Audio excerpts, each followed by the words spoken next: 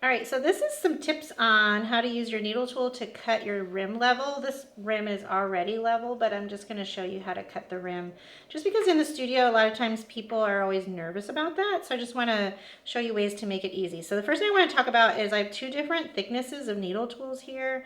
This one is very thin and this one is a little bit thicker. This is one that comes in your Kemper beginner toolkit. And I will use this one in the demo, but I just wanted to talk about a thinner needle tool will actually make all of this easier because it has less drag. So I'm gonna set that to the side just because not everybody has that tool, but those are literally $1.15 at my clay supply.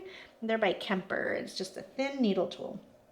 All right, so what I'm gonna do is one of the biggest mistakes people make is they will try and go too close to the rim and they kind of get it all gummed up because they're trying to lose as little clay as possible, but then it causes them to lose more clay. So another thing you want to think about is don't be passing through too quickly. You're going to notice I go through a little bit every time it goes around in a circle and a little bit more, a little bit more. So I'm going to go ahead and start right out here. I'm about, I don't know, this might be in between 4 and 5 o'clock.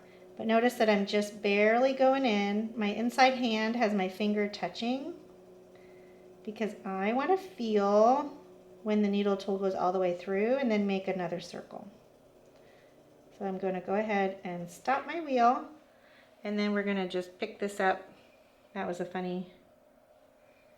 But notice that I didn't pick it up with my fingers. I picked it up with my needle tool. All right, if you pick it up with your fingers, it's going to get stuck back on there. Now I'm just going to take my finger and smooth that out. So I'm just going to do that one more time quickly. I'm just traveling through and now it's touching my other hand. I'm going to stop my wheel and lift up. So this lost a little bit of height because I did it twice, but I would recommend if there's a piece that you're ever going to cut and take it off the wheel and not use it, just use that piece to practice needle tooling your rim.